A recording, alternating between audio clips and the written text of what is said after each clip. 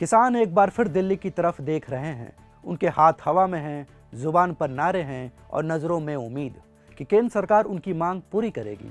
हालांकि दोनों में अब तक बात नहीं बनी है। किसानों की जो सबसे बड़ी मांग है वो यह है कि सरकार 23 फसलों की न्यूनतम समर्थन मूल्य यानी एमएसपी पर खरीद की कानूनी गारंटी दे। इसके साथ साथ उनकी अन्य मांगों में से एक मांग यह भी है कि सरकार भारत को विश्व व्यापार संगठन यानी कि WTO और मुक्त व्यापार समझौते से बाहर निकाले। सवाल है कि किसान भारत को WTO से बाहर निकालने की मांग क्यों कर रहे हैं। आखिर किसान WTO को अपने हितों में बाधा के रूप में क्यों देख रहे हैं। एमएसपी, सब्सिडी, एक्सपोर्ट इंपोर्ट पर रोक जैसे मुद्दों पर WTO का क्या स्टैंड है। इन सवालों के जवाब से पहले आपको आसान भाषा में बताते हैं कि WTO क्या है। WTO की वेबसाइट के अनुसार WTO देशों के बीच व्यापार के नियम तय करने वाला एकमात्र वैश्विक अंतर्राष्ट्रीय संगठन है। इसके केंद्र में विश्व व्यापार संगठन के समझौते हैं। इन समझौतों पर दुनिया के अधिकांश व्यापारिक देशों ने बातचीत की है, उस पर हस्ताक्षर किए हैं। इन समझौतों पर संबंधित देशों की संसदों ने भी मुहर लगाई है। WTO का लक्ष्य यह सुनिश्चित करना है कि देशों के बीच व्यापार जहां तक हो सके सुचारू हो, उम्मीद के मुताबिक हो और उनका फ्लो स्वतंत्र रूप से हो। WTO के अनुसार उसकी भूमिका व्यापार नियमों की एक वैश्विक प्रणाली को संचालित करना है, ऑपरेट करना है। यह देशों के बीच व्यापार समझौते पर बातचीत के लिए एक मंच के रूप में काम करता है। यह अपने सदस्य देशों के बीच व्यापार विवादों को सुलझाता है और यह विकासशील देशों की जरूरतों का समर्थन करता है। अब दूसरा सवाल, किसान भारत को WTO से बाहर निकालने की मांग क्यों कर रहे हैं।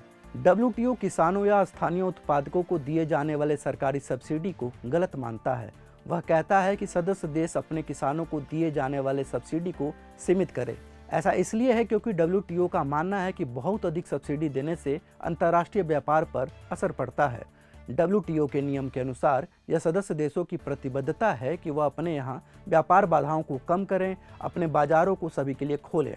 कई देश भारत द्वारा अपने किसानों को दी जाने वाली सब्सिडी को लेकर चिंता व्यक्त करते हैं और कहते हैं कि इससे वैश्विक कृषि कारोबार पर असर पड़ेगा।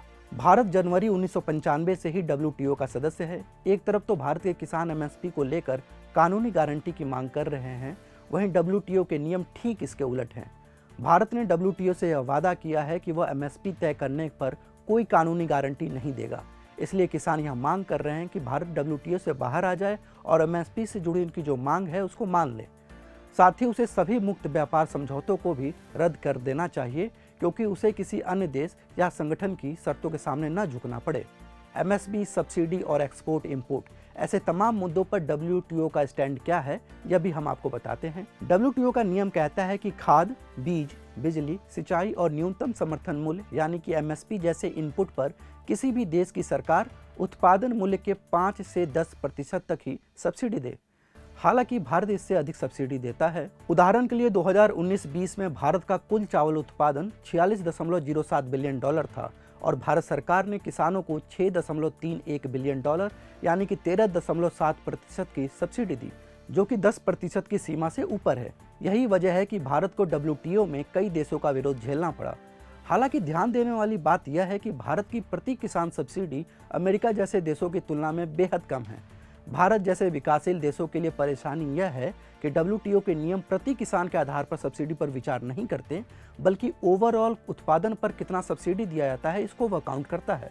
यहाँ एक और चौंकाने वाले आंकड़े सामने आए हैं। इंडियन एक्सप्रेस ने सरकारी अधिकारी के हवाले से बताया है कि भारत में किसानों को प्रति किसान $300 की सब्सिडी दी जाती है, जबकि अमेरिका में प्रति किसान $40,000 की सब्सिडी मिलती है। कई बार भारत की सरकार स्थानीय मार्केट में अनाजों और सब्जियों के दाम को कंट्रोल करने के लिए निर्यात पर बैन लगाती है, तो कभी आयात पर बैन। स्थानीय किसानों के हितों के लिए कई बार जरूरी होता है, लेकिन WTO इसे स्वतंत्र व्यापार के नियमों का उल्लंघन मानता है।